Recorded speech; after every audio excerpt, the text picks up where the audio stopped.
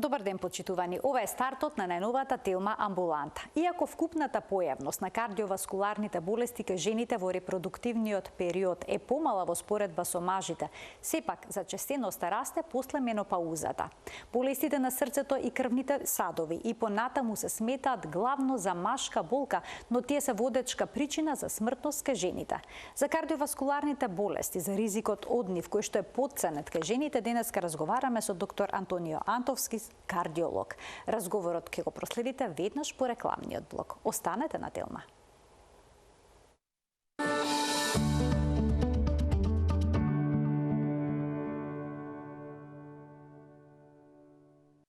За кардиоваскуларното здравје кај жените денеска разговараме со доктор Антонио Антовски, кардиолог, раководител на одделението за кардиологија во градската општа болница 8 септември.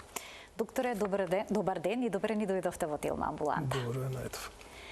Дали и понатаму е точен оној став дека кардиоваскуларните болести се главно машка болка? Не. Факт е дека жените по поголем процент гледано, во покасните години од животот заболуваат од срцеви болести споредено со мажите. Меѓутоа, статистиките викаат дека од минатата декада процентот на застапеност на годишно ниво на заболени од срцеви болести кај мажите и жените е изедначен, независно од возраст. Истото важи и за смртност. Видете, значи, 1 од 3 жени во еден момент од својот живот заболува од срцева болест. 1 од 3 смртни случаи на годишно ниво кај жените е заради срцева болест. Зашто е тоа така? Затоа што 2 од 3 жени имаат еден од традиционалните ризик фактори. Кога велам традиционални ризик фактори, тоа е нешто што е застапено и кај мажите и кај жените. Па еве видите, сите ќе се препознаеме во некој од нив. Пушењето, пиењето алкохол, јадењето нездрава храна. Значи храна богата со сол, со масти, со јаглени хидрати, недоволната физичка активност, обезноста или прекомерната тежина. Современиот животен стил би се рекло. Во ред наследниот фактор, старењето. Значи, сето тоа се ризик фактори кои што се секојдневие. Ако жените порано помалце пушеле, помалце пиеле, или ако помалце биле изложени на стрес, свесни сме дека сега нема женска машка професија, жените се во се исти, во некои работи подобри. Сакам да кажам, изложени се на сите ризик фактори кои што се присутни кај двата пола. Што доведе до таму да тоа што зборевме порано дека хормоните во репродуктивниот период ги штитат жените и на некој начин ги прават поотпорни од срцеви заболувања, таа предност се анулира. Значи, со тие несакани ризик фактори. Значи, доколку не живееме здрав животен стил, тогаш женските хормони, како што е естрогенот, не се доволни за жените да ги заштити од кардиоваскуларни болести. Сега можеме да ги видиме, веќе ги споменавте, главните ризик фактори кои што всушност влијаат врз кардиоваскуларното здравје, а тоа се покачениот крвен притисок, покачените вредности на маснотиите во крвта, шеќерната болест, пушењето, зголемената телесна тежина и неправилната исхрана, постојана изложеност на стрес, физичка неактивност, семејна историја на болести на срцето и крвните садови, возраст, менопауза. Докторе, вие веќе сето ова го наведовте, но еве ќе започнеме со првиот ризик фактор, вели покачен крвен притисок. Кои вредности би биле проблематични за женското кардиоваскуларно здравје? Кои вредности на крвниот притисок? Тука нема дистинкција меѓу мажите и жените, ма да бидеме јасни. 120 со 80 е некоја идеална вредност кон која тежнееме. До 130, односно до 129 за систолниот и до 89 за диастолниот збориме дека е високо нормален. 130, над 130, 90, над 90. Тоа е веќе зголемен крвен притисок.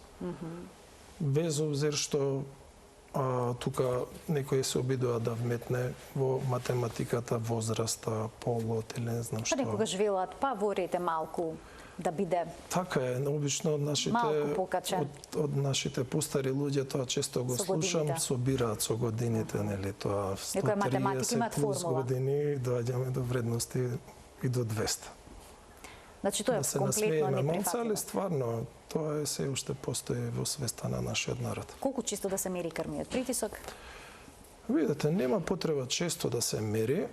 Кај тие што имаат крвен притисок треба да земаат терапијата и нормално да си прават контроли за да знаат дека е добар притисокот.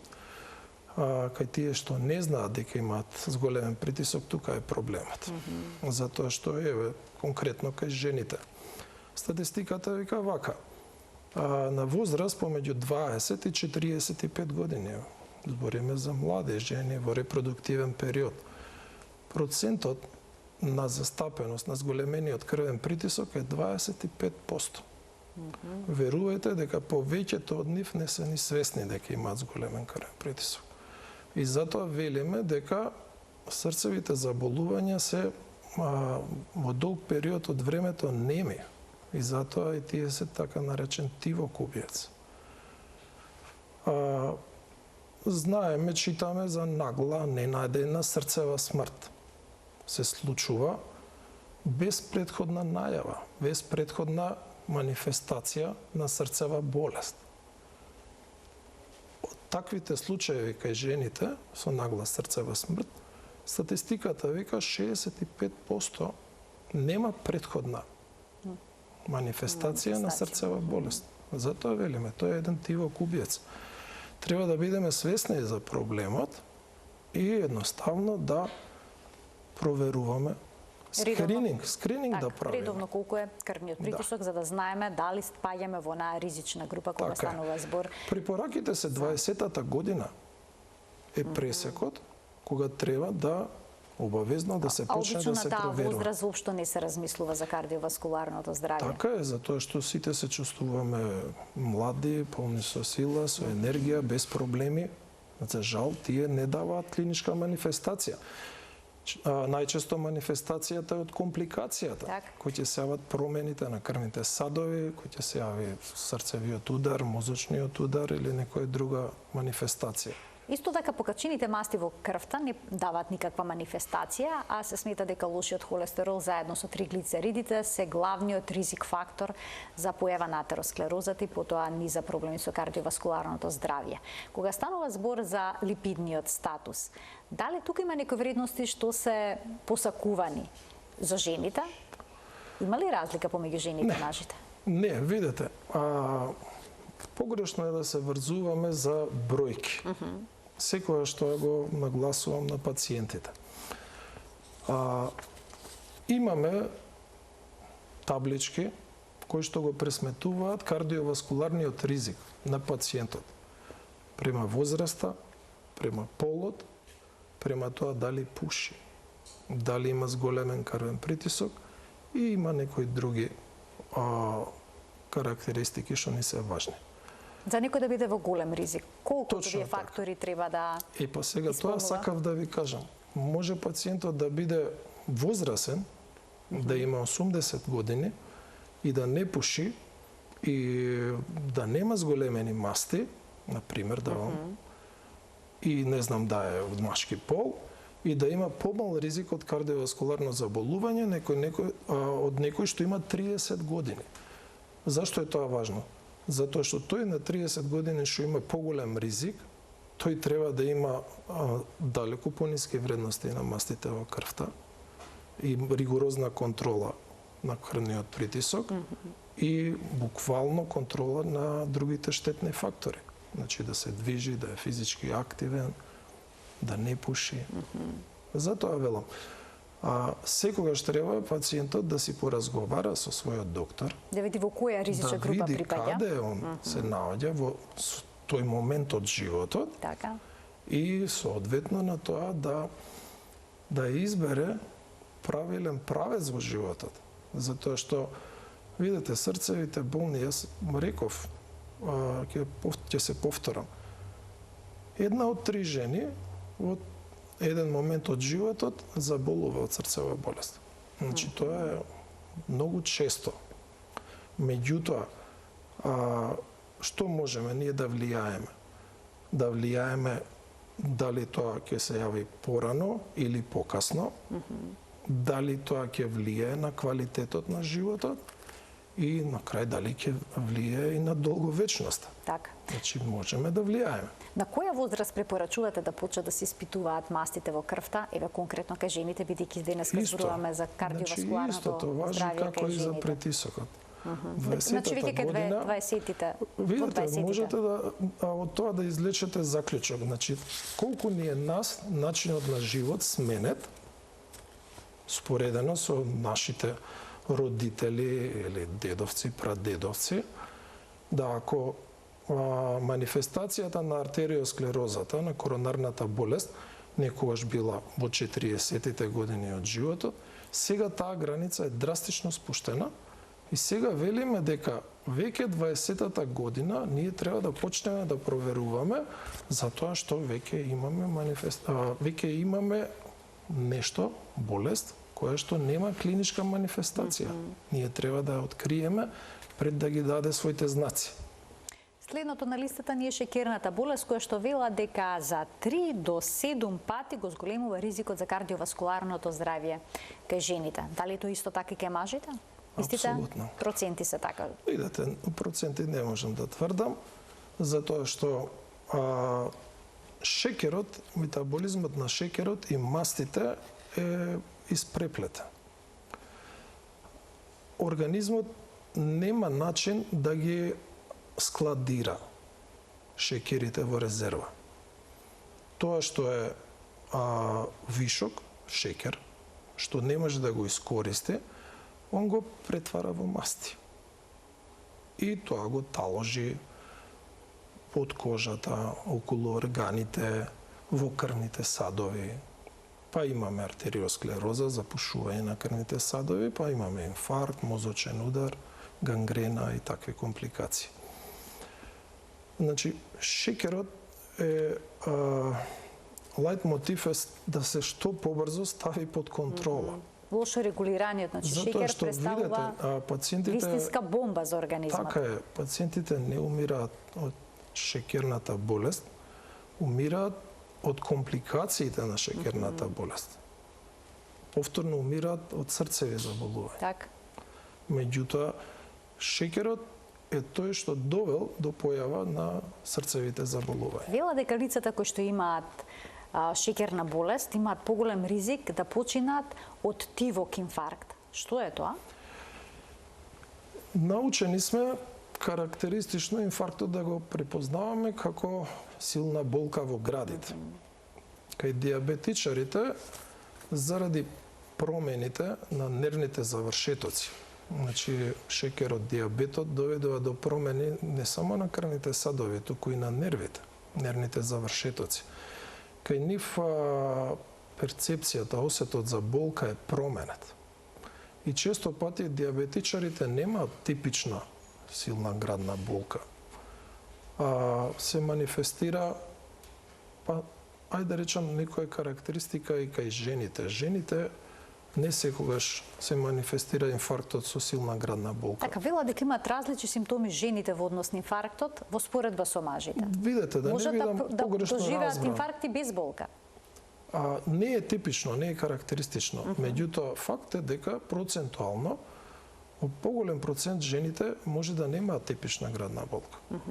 Може да се манифестира со тапа болка, која што не мора да биде локализирана во градите, може да биде локализирана во горниот дел на стомакот, може да биде во грбот, во вилицата. Може да се манифестира со гадење, повраќање, вртоглавица, дури може да биде единствена манифестација губиток на свест. Па кој донесат пациентот, ние најкај гледаме инфаркт дека има пациентот. Статистиката вели дека токму заради тоа жените и покасно бараат помош кога имаат инфаркт. Бидејќи имаат нетипични симптоми. Да, точно така. Ради отсуство на таа типична болка, ние не се свесни, не ја препознаваат. И заради тоа покасно бараат помош. Покасно доаѓаат. А и не помислуваат на инфарктот поради фактот што нонстоп пуштаме пораки дека инфарктот иде со градна болка, дека жените се заштитени во репродуктивен период, помалку добиваат инфаркти, што фактите не се такви. И затоа и жените полошо поминуваат со инфарктите. Затоа и смртноста е поголема. И смртноста е поголема, точно заради тоа. Прво, самите покасно доаѓаат, друго, и самите доктори го имаат тоа размислување дека поредко жените имаат проблеми во репродуктивниот период и не одма помислуваат на тоа и на крај се губи скапоцено време. Го плаќаат пациентите. Така, затоа треба да се крене свесноста токму за кардиоваскуларното здравје кај жените. Следното како ризик е зголемената телесна тежина. Сите знаеме дека телесната тежина е ризик фактор за многу болести, меѓу другото и за кардиоваскуларното здравје. Значи го засеги кардиоваскуларното здравје. Велат дека ризикот за кардиоваскуларно здравје расте со зголемување на обемот на струката. Зошто е тоа така и дали стомачната дебелина кај жените е нешто што е често? Видете, стомачната дебелина е полесно да ја измериме. Тоа што е поголем проблем, тоа е депонирањето на мастите околу органите. Тие висцеларни масти. Висцералните масти. Во внатрешноста на стомакот, што што тие директно влијаат на функцијата на органите. Знаат пациентите кога одат на преглед, па ќе им кажат дека црниот дроб им е замастен, дека на ехо свети, блеска. Тоа блескање значи дека внатре, помеѓу функционалните клетки на јетрата има наталожено масти. Во толкава мера, што со време ја нарушуваат функцијата. А јетрата е централна лабораторија, све поминува преку неа. Ако таа не функционира, тоа е, ние сме интоксицирани. Што сам да кажам? Значи, на неколку начини обезноста прави проблем.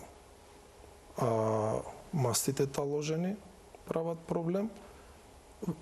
Срцето треба да крвоснабдува. Не е се едно дали пумпата работи за 70 кг, за 100 кг, за 120 кг. Панкреасот, кој што лачи инсулин, не му е исто дали лачи за 70 или 100 кила. Ме сваќате? Обезноста на повеќе начини го троши организмот. И затоа и се јавуваат манифестација кардиоваскуларните заболувања. Треба ли да го следим индексот на телесната тежина, на телесна маса, да се жените треба ли да се мерат редовно? Ако сакаме да знаеме каде припаѓаме, дали сме во ризик или не сме во ризик, треба да мериме. Прости се бројките, лесно е да се следат. 18 до 25 груба граница, под тоа подхранет, на 25 надхранет.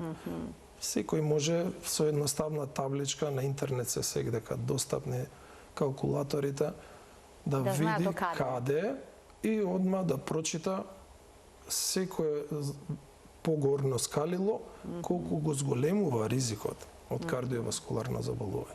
Сите ние во исхраната имаме процесирана храна, заситени масни киселини, многу сол, шеќери и слично. Доколку се направи промена во стилот на исхраната, дали ќе се намали веднаш и ризикот за кардиоваскуларни болести? Видете, апсолутно. Користа е моментална. Штом ќе почнеме ние да престанеме да го оптеретуваме организмот. Пазите што правиме. Ние на дневна основа го товариме со вишок на штетни, па еве и корисни. Ако несуваме повеќе од тоа што ни треба, и корисното станува штетно. Сега, проблемот е што треба период, тоа што веќе сме го наталожиле, да организмот го процесуира, повторно да помине низ црниот дроб, низ бубрезите и да се исфрли од организмот. Период на детоксикација. А ако сме ние упорни и тоа му го возможиме на организмот, користа е далекосежно поголема. Меѓутоа, проблемот што често многу луѓе го прават оставаат еден одреден период на детоксикација и повторно се враќаат на старите навики. Повторно стрес на организмот, што знаете што значи камшик. Период на детоксикација, повторно камшик. Значи, треба да се работи за комплетна промена на животните навики и никогаш повеќе да не се вратиме назад кон она што било, што мора да признаеме. Видете се, мораме или да прифатиме предизвик, дека затоа што паѓаме во искушенија. Па се согласувам, меѓутоа мораме да сватиме, сакаме да живееме квалитетно, сакаме да живееме долговечно, тогаш изборот е наш. Така, здравието има цена. Така е. Потребно е да се направи влог. Проблемот е што нема цена. Тоа стално го кажам и пак ќе го Најскапо кажам. е здравието, тоа ми беше Не, идејата, го така? добиваме со раѓање бесплатно. Да го купуваме, како што и купуваме другите добра, облеката и сето тоа, повеќе ќе го цениме. Така. Дадено ни е на поклон. Затоа треба да бидеме уште посвесни за сето ова. Така е. А што е, докторе, со емоционалниот стрес? Дали кај жените емоционалниот стрес може да потикне некој кардиоваскуларен настан, како што е инфаркт и слично? Видете, стресот е штетен, затоа што адреналинот, другите хормони што се активираат, делуваат на кардиоваскуларниот систем, кај жените и кај мажите. Меѓутоа, кај жените има посебен синдром, синдром на скршено срце. Звучи интересно, меѓутоа е реалност. Присутно, така субосиндром, кој што токму се должи на стрес, емоции силни, каде што адреналинот доведува до оштетување, не оштетување, се извинувам, погрешно се изразив, до зашеметување на срцевиот мускул, нарушена функција, што се манифестира со слабост на срцето. Буквално срцева слабост, која што може да трае од неколку дена до неколку недели, состојба која што се манифестира како слабост од други причини. Со отоци, со диспнеја, состојба многу неубава, да речам, за пациентката. За среќа во повеќето случаеви се успева со терапија да се врати во првобитната состојба без да остави последици. Тоа е некоја специфичност на жените што ги прави, да речем, помалце повеќе осетливи од мажите, како што е, например, и болеста на малите крвни садови. Типично за жените страдаат малите крвни садови на коронарките. Што и тоа значи не тоа, од артериосклероза. Проблеми со перфузијата во самиот мускул. Срцев мускул во миокардот. Така. И затоа ние збориме за коронарна артеријска болест, ангина пекторис, каде што немаме запушување на артериите. И порано, кога не се знаеше за тоа, често пати тоа беше објаснување со анксиозност, со умисленост. Значи, тука не постои болест. Меѓутоа, веќе неколку децени знаеме дека тоа е реален проблем, затоа што симптомите се типични. Знаци на исхемија, на влошена циркулација, без запушување на крвните садови. 60% од светската популација вела дека е физички неактивна. И сега знаеме сите дека треба да бидеме физички активни за да имаме добро кардиоваскуларно здравје. Кога станува збор за жените, што препорачувате? Што е оптимална физичка активност? Видете, оптимална физичка активност е 20 до 30 минути во текот на денот. И тоа барем 5 до 6 дена во неделата. Советувате да имаат апликации кои што бројат чекори? Видете, се што мислат дека ќе ја задржат фокусот, концентрацијата, дека ќе им помогне да го тоа реализираат, јас се согласувам. Јас лично не гледам потреба од броење на чекори. Значи, потребно е да се задишат. Да се задишат, да осетат да се уморат. Дали тоа ќе биде трчање, пливање, возење точак, аеробик вежби. Важно е да почувствуваат дека срцето забрзано работи, да почувствуваат забрзано дишење, да се заморат. Тоа е активност од 30 на минути во текот на денот. Најдобро е нешто што ќе биде воедно и забава, затоа што ако е забавно, тоа и ќе трае. А ако е нешто што го правиме затоа што мора да се направи, обично тоа и не трае. Кратко трена. Тоа е кампанско. А што е со семената историја на болестите? Доколку е присутна некоја кардиоваскуларна болест во семејството, може ли нешто се направи за се спречи? Видете, тоа што е во генот, наследноста, е нешто што за жал се пренесува. Меѓутоа, тоа не значи дефинитивно манифестирање на болест. Ако знаеме, например, дека некој има во генот хиперхолестеролемија, состојба на високи вредности на холестеролот во крвта. Знаеме дека носи зголемен ризик од заболување.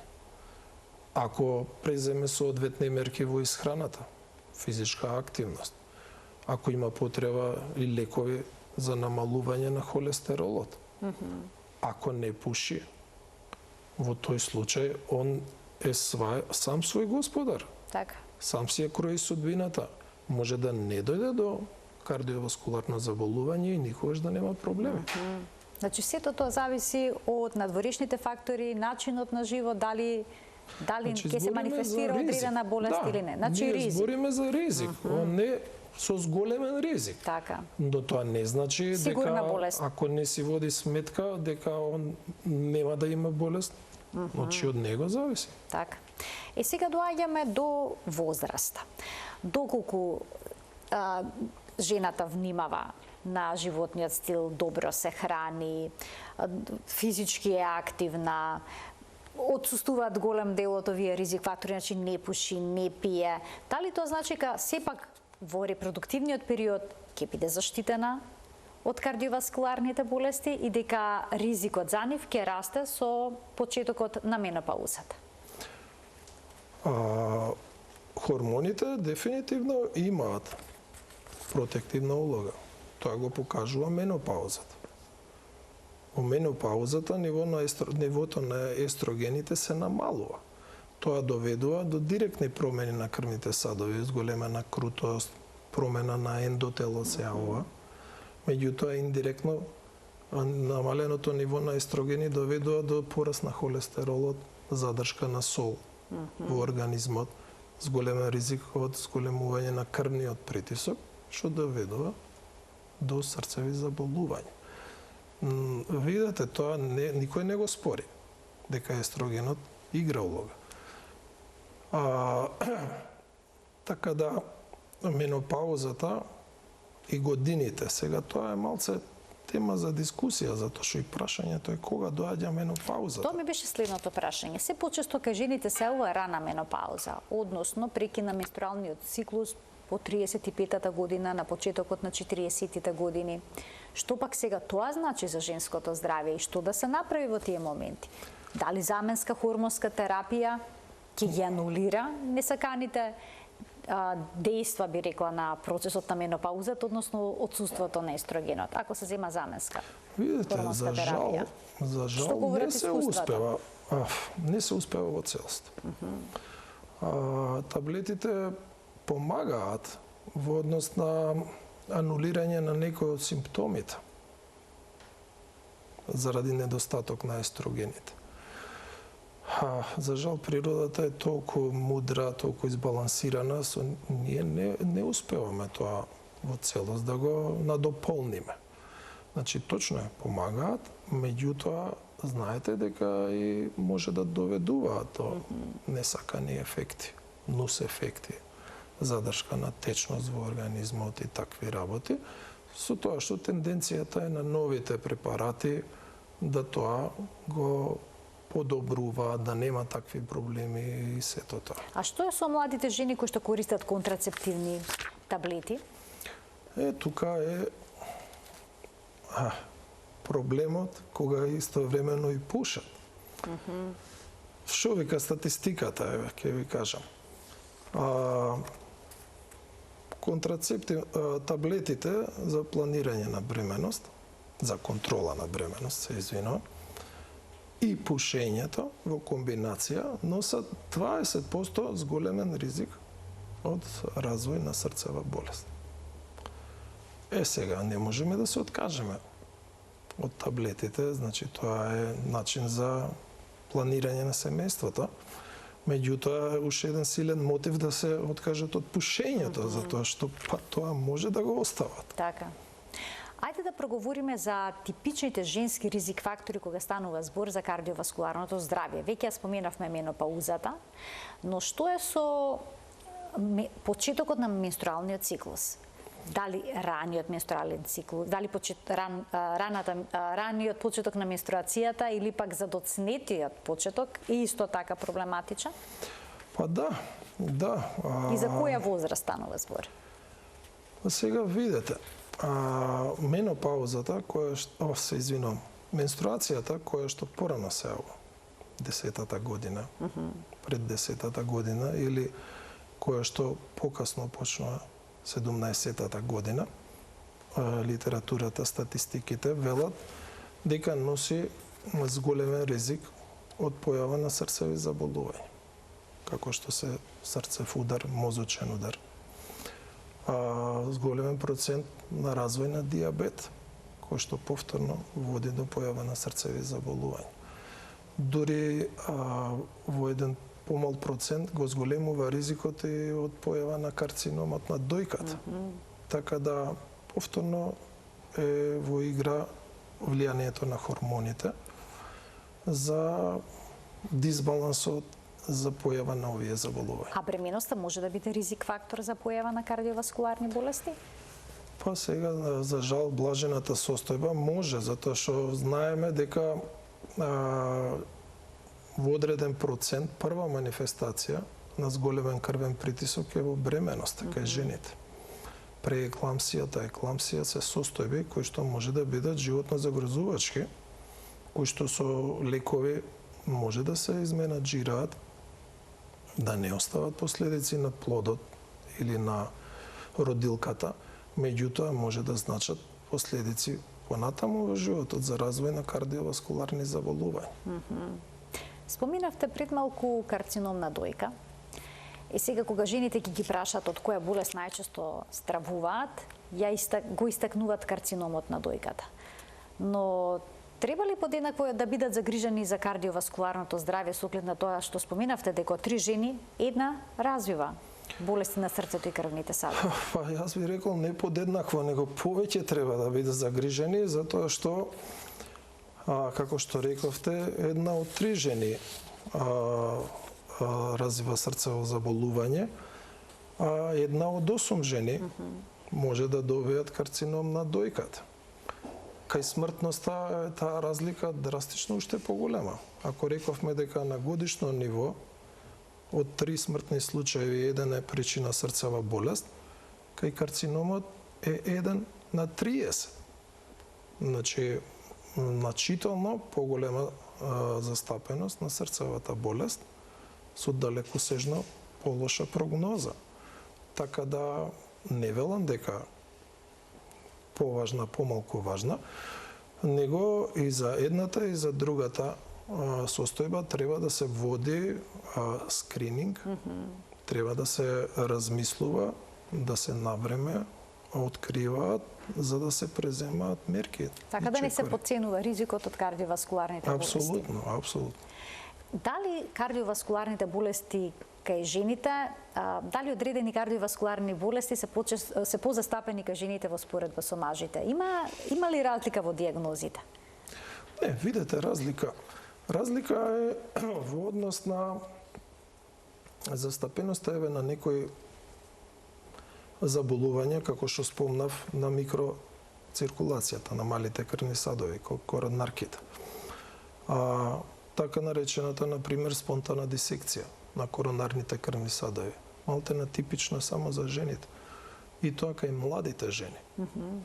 Навидум, не наведам ангиографски здрави крвни садови, без артериосклероза, без никакви промени, одеднаш имаме расцеп по должината на артеријата, што доведува до стеснување на луменот, компромитација на циркулацијата и појава на инфаркт.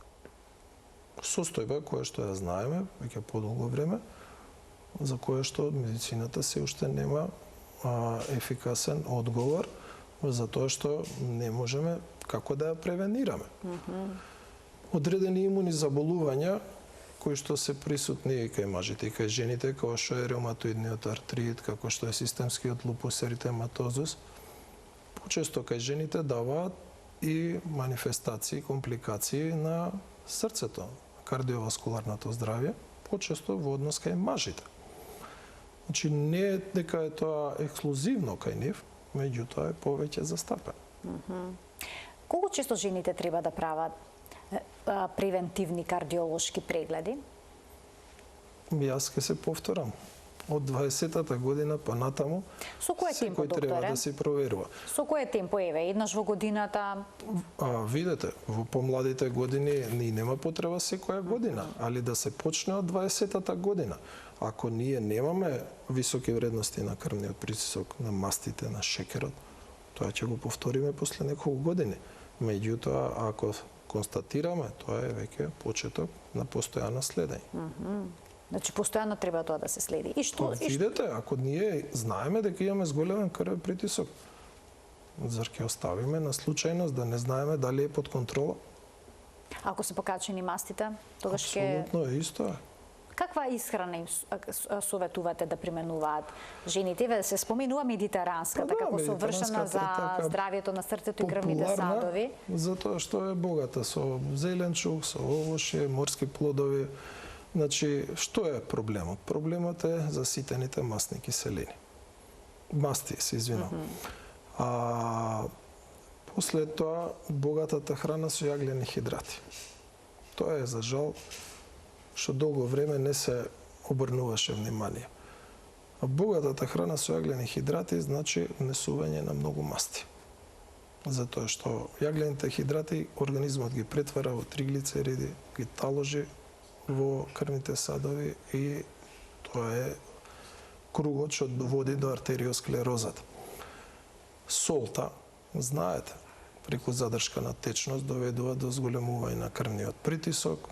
Зголемениот крвни притисок ги држи под тензија крвните садови, доведува до зголемено таложење на мастите и повторна артериосклероза. Маѓепсан круг и повторно до атеросклероза. Што би им советувале на жените кои што се во менопауза? Кои што веќе се знае дека е зголемен ризикот за кардиоваскуларни заболувања и настани, а веќе споминавте дека смртноста од овие болести е поголема кај жените во споредба со нашите. И би советувал дека, пошто знаат дека се во зголемен ризик, тоа е зголемен мотив да се решат од штетните ризик фактори кои што може да ги контролираат. Пушењето, така, алкохолот, нездравата исхрана. Се повеќе жени размислуваат во перименопауза дали да започнат со заменска хормонска терапија за да ги намалат ризиците од кардиоваскуларните болести. Видете, тоа е... И тоа е со две острици. Да, ама нема алтернатива. Значи тоа може, не може, треба апсолутно во водени од својот гинеколог кој што ги познава сите тие работи, затоа што симптомите се дефинитивно, тоа не е нешто што ние замислуваме дека се случува. Одеднаш недостатокот на тие хормони доведува до бура во организмот. Така да таа заместителна терапија прави повеќекратна корист, контролирајќи ги тие симптоми. Така да, како што рековте, помалото зло. Треба да се измери. Апсолутно, не, тоа секако колегите кои што ја водат таа терапија, гинеколозите имаат искуство, познавање и за дозирање, и за изборот на препаратот, во кој период, колку и сетата. Сметате дека со текот на времето кај жените почува да расте свесноста и за кардиоваскуларното здравје во репродуктивниот период, дека има загрозено и дека треба да се внимава и на него? Видете, нема што да сметаме. Статистиката вели дека барем половина од жените не се ни свесни дека кардиоваскуларните заболувања се број 1 проблем кај жените. Тоа се официјални статистички податоци.